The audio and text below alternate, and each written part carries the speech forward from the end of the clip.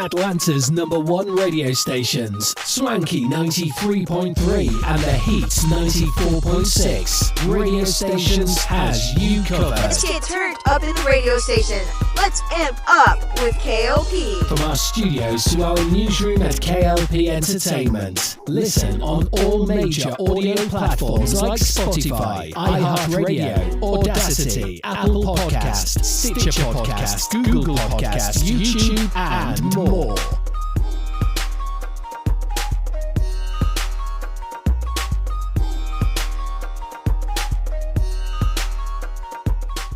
Ladies and gentlemen, boys and girls, welcome back to another exciting podcast episode. This is Amp Up with your boy K.L.P. Kennedy Lucas. I got to thank my humble cast and crew here, mainly really my crew here at Swanky Studios. Of course, got the camera rolling. We're here in the studio. We're ready for another exciting episode. That is when it comes to Amp Up with K.L.P. Hopefully you guys are ready for another exciting podcast today. We just played it, of course, put it on the flow. Lotto, Cardi B. I'm gonna go down and go in about that song momentarily. That song is amazing, guys. Look, Cardi B, Lotto, they got something there. They got something very, very special when it comes to it. To not even arguably, I'm not even going to say, T, that arguably one of the best rappers in the game right now, female rappers in the game, that is. So I'm excited for what's to come in the future between those two. That song, that's going to be the hot girl summer song of this summer, right? That's going to be the drop. You're going to hear that in every clubs. You're going to hear it in, clubs, right? You're gonna hear it. You're gonna hear a lot of it. So again, Lotto, Cardi B. There's something different about Cardi B in this song, right? Because we all know Cardi B to be, not only just a female MC or a female rapper, right? But she's been doing a lot of the poppy type songs that we all know, right? Now I feel like there's a little bit of difference in this, right? I feel that she really crafted bars when it comes down to it. She really crafted a lot of things when it comes to crafting her craft in rapping and writing down the lyrics, writing down what she's going to say on a beat. And this song, Put It on the Floor, is something different, right? It's just different, right? So you're going to hear that a whole lot when it comes down to it. That's going to be the hit song for the summertime. I can tell. I can really tell, T, that this is going to be the one of the hottest songs in the summertime right now. Summertime, it's here. We ready for it. It is so here. It was hot when I got in the house from my car. It was hot when I came over here to the studio this evening. It's hot. It's that time of year that it is getting hot. So Amp Up with K.L.P. Again, welcome guys to the podcast show. Now this is the show where we kind of, we kind of relax, right? If you missed it today, earlier this morning, of course, me and Simone Teagues were right here in the studio, and we gave you guys a Grand Slam podcast. If you haven't listened to that podcast as of yet, what are you waiting for? Go check it out right now. It's available on all of our hit platforms of Swanky 93.3 and the Heat 94.6 radio station. Both our radio stations here, live on Spotify, iHeartRadio, Stitcher Podcast, Audacity, and so much more. So again, a lot of things have going on today. Today we did see the WWDC 2023, and of course I've got my takes. I've got my hot takes. I've got everything that we've got going on for sure. A lot of things have come out. We're going to talk about the WWDC 2023. And of course, this new show that premiered yesterday, or Sunday rather, and it's called The Idol. Now, this is a show that, you only have one episode, but Sam Livingston, he is the person behind Euphoria. He is the person that did Ballers, right? He is HBO's prime director when it comes down to getting content and creating a great show. I'm excited. I'm glad to see that Sam Steve Livingston, he's still doing his thing. I'm super pumped about The Idol now. Of course, this is a show that I recommend people watching for sure, because this is a show that, it's from HBO. So anything from HBO, it has to be good. It has to be that type show. Now, it is starring The Weeknd and Lily Rose Depp, of course, Jocelyn, and The Weeknd's character, of course, she is the idol. She's the pop singer. She's the superstar, if you will. The first episode, and I can only give you guys takes of the first episode simply because there is only one episode right now. So I have a feeling that this show is going to be epic. It's going to be sexy. It's going to be gritty. It's going to be you're going to be on your toes. Now I'm excited for this because Jenny Kim is in this. Jenny from Blackpink is in this. Now I'm super duper excited because a lot of people, if you should know who Jenny Kim is, but if you don't know, of course, it's Jenny from Blackpink. They've made many millions when it comes to music, and we all know Jenny from Blackpink. Now this, I gotta say, and I'm not gonna harp on Jenny Kim so much on tonight's show, but I'm excited simply because I gotta say, this is her first acting gig that I've seen. Correct me if I'm wrong, guys, but I think this is the first big show that she's in. Now, I remember when this show got announced, and I remember when people was talking about this, and a lot of us people, and I'm in the K-pop group. I'm in several groups where we only talk about K-pop, and I know a lot of podcasters are doing their thing, but Jenny Kim from Blackpink, this is her big role. I gotta say, it's the biggest role that I think that she's gonna take, and I'm excited. I can't wait to see her character development. I can't wait to see what happens to this. Now, Lily Rose Depp, of course, playing Jocelyn. Again, she is the superstar, and you get to see all of the greatness that comes with being the idol. But what I took from this episode 1 is she's gonna fall in love with The Weeknd's character, right? Tedros, that's his name. They're gonna fall in love, right? I think Tedros, The Weeknd's character, I think he has an agenda. He has an agenda to take over, because you kind of can see HBO does this thing that say what's coming up in the season. That's how they're gonna roll with that for sure. When he's gonna try to take over her management company, he's gonna take over her possibly financials. Like, she's going to fall so much in love that way. The Weeknd's going to take control over her, right? Because love is a powerful thing. I see that happening in this season. First impressions was great. You can really, as a podcaster and as a show reviewer, you kind of can tell about the origin of each character. Now, Jocelyn, being gifted, being the idol, being a superstar, being a singer, being rich, based off episode 1, you can tell that, yeah, I'm powerful and I'm an idol, I'm a superstar, but I'm really depressed, right?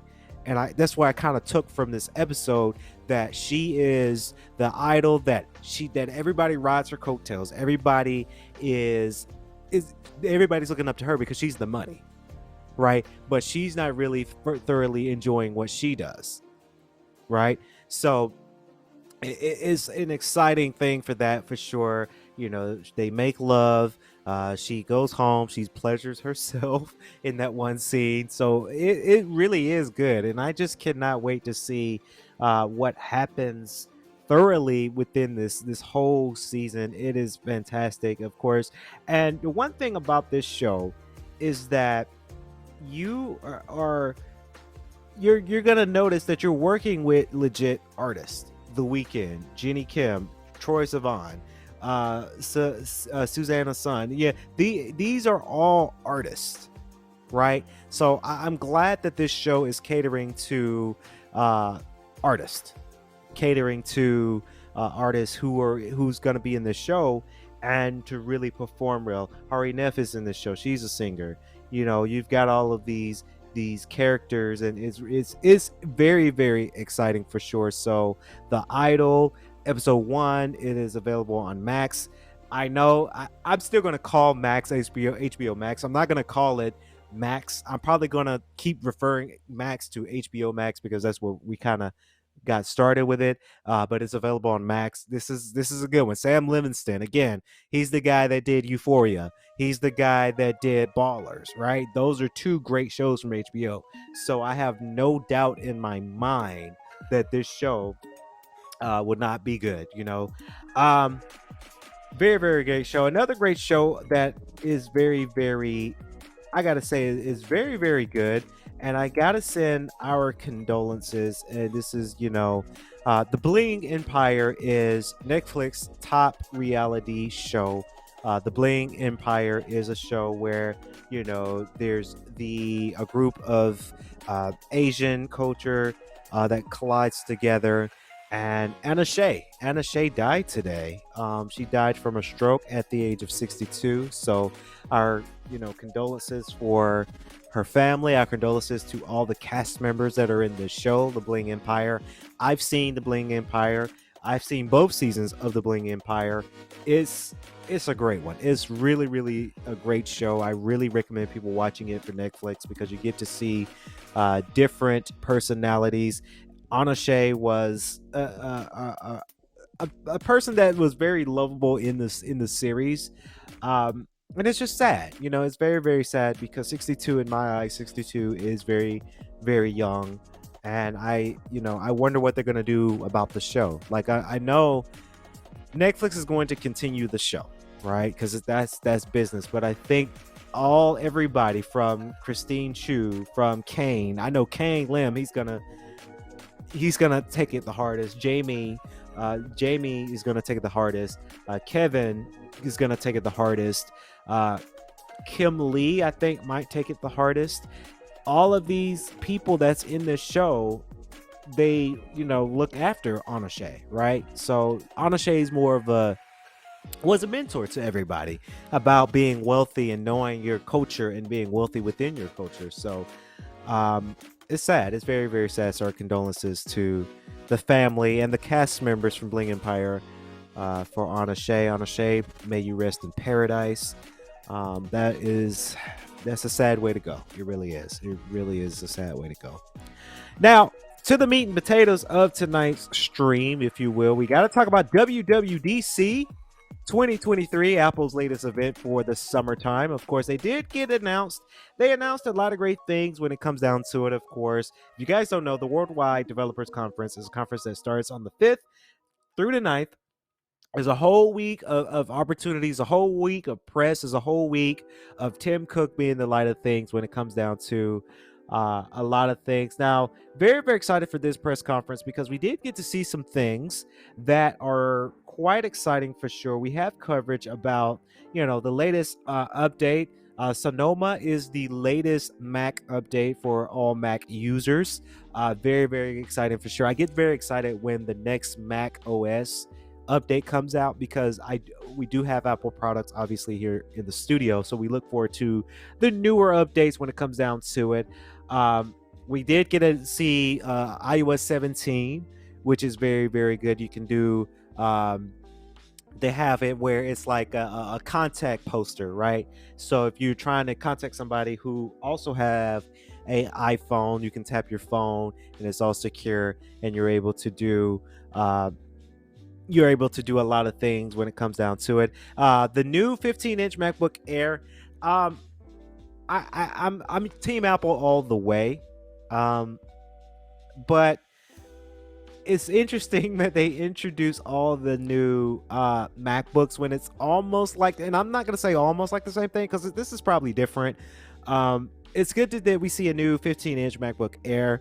But I still have my MacBook Pro with the M2 chip inside, and it works wonders. We do a lot with it, so I don't really see the new. They did announce a new Mac Studio for the M2 Max and the M2 Ultra. Exciting for sure. Exciting for sure with the Mac Studio. I really want to grab one of those Mac Studios one of these days. The Mac Studio, you're looking at let's see, you're looking at, what's that, $6,000? Is that right? Is that right, T? Okay, maybe I'm not too sure about the pricing on that, but $2,000. Now, the newest MacBook, 15-inch MacBook Air, you're looking at $1,299 when it comes down to the newest computers. Like I said, I kind of skim over the computers simply because I'm fine with my MacBook Pro. Honestly, a lot of people do dabble into that. Is iOS 17 for iPhone. Very, very exciting for sure. I do get excited when it comes to the newest iOS update, of course. And I'm just going to read some of the features that was the highlight, or that I took highlight from this WWDC conference. FaceTime will finally get a voicemail functionality, allowing users to leave a video message to for friends. I think this is very beneficial for me because I do FaceTime a lot of people, whether it's my friends or my family members. We do FaceTime as often. We do phone calls, but we just prefer FaceTime as much. Of course, a check-in feature lets you tell a family member or friend when you're home, or if you're delayed, it'll tell your friend that too. Very, very exciting in today's society. I think Apple, when it comes to this, they understood the safety-ness of things. I have friends who, we go out for drinks or we go out for dinner, and it's true. We do this thing where, hey, text me when you get home. Right? I do it with my squad. I do it from my co-host. I do it for Monica and Simone. I do it for my family members. I do it for everybody. Hey, when you are leaving an area and you're going home, text me to let me know that you arrived safely. Right? So that's like the newest norm for everybody. Everybody's practicing that now, and Apple figured out like, hey, we noticed that people are doing that. Let's make a function out of this. Let's make it to where it works. Now, very, very excited for sure to check in, and then you get a notification that, hey, such and such, I'm gonna use Simone because I saw her this morning for the show this morning. Hey, Simone is home at her home. Kennedy, rest assured she's safe. Right? Shout out to you, Simone. But very, very excited for that. I really love that. Now, messaging apps will now have a different layout, expanding the take up of the full screen. With the new iOS 17 as well, they're getting rid of Hey Siri. I had to say that quietly because my Siri is on. But they're eliminating the Hey part, and they're just putting Siri. Very, very excited for that. I really love that because you could just call her name and then ask her what you want. Very, very exciting for iOS 17. They got some stuff there. Same thing with the WatchOS as well. They're adding some different kind of things when it comes down to it. FaceTime is coming to Apple TV. I don't have an Apple TV, so it's just kind of Sonoma, the newest MacBook update for the Macs. Very, very exciting for that. WatchOS 10 will be happening this fall as well. Users can turn the digital crown to reveal widgets like the weather and calendar. Super excited for that. Apple introduced a new apps like World Clock, and which features clocks that have background colors that reflect the time of day. I thought that was pretty cool. And of course, they had it to where Hideo Kojima was on the press conference because he was talking about Death Stranding Director's Cut coming to Mac. Now, if you do have the MacBooks, and especially with Sonoma, you're going to be able to play these games on your Mac with a controller of PlayStation 5 or Xbox. Very, very excited for that because he's dabbling into that market. It works. It is amazing. Now, this is the thing that everybody was talking about today. We've seen it on Twitter. I've seen it on Instagram. And this was kind of the highlight of the Apple's WWDC.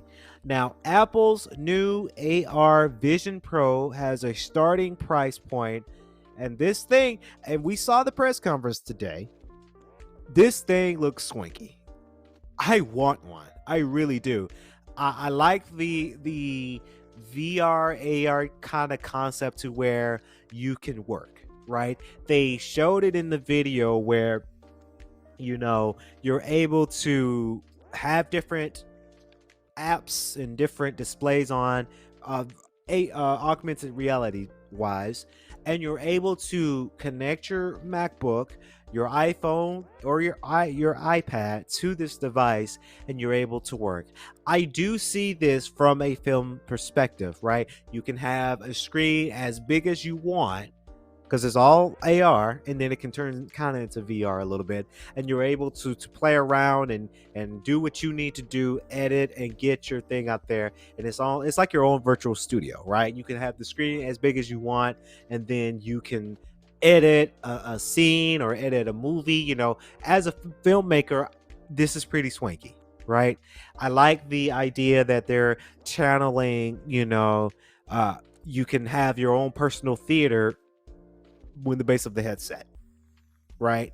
Whether you can have a 32-inch screen, or you can have 100-inch screen, or even bigger. You can have your own personal theater with spatial audio and 3D.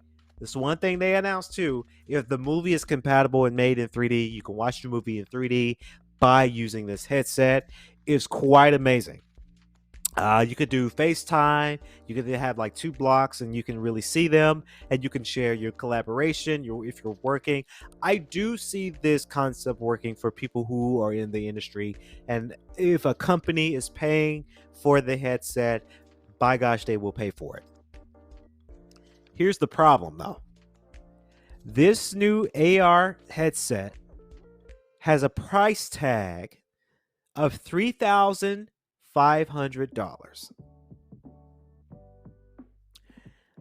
I don't think this is for the average consumer. I wouldn't pay over $3,000 for this headset. I just would not. That, to me, as an average consumer, it's a bit irresponsible. I know some people will pay for it. I know a lot of big YouTubers, like throwing it out there, iJustine, Marquez, and your average consumer, and Jonathan Morrison, big YouTube stars, they're probably going to pick this up. Hell, they probably will give this to them for free because it's free marketing, right? Especially iJustine. Shout out to iJustine. She doesn't know me personally, but shout out to her because I know she's going to get this. There's no doubt in my mind that she got this in the bank. $3,000, she got it. But for the average consumer, it kind of sucks for us because that is a price tag that you can go and get a car, right? You can save that money, and that's some people's savings is $3,000.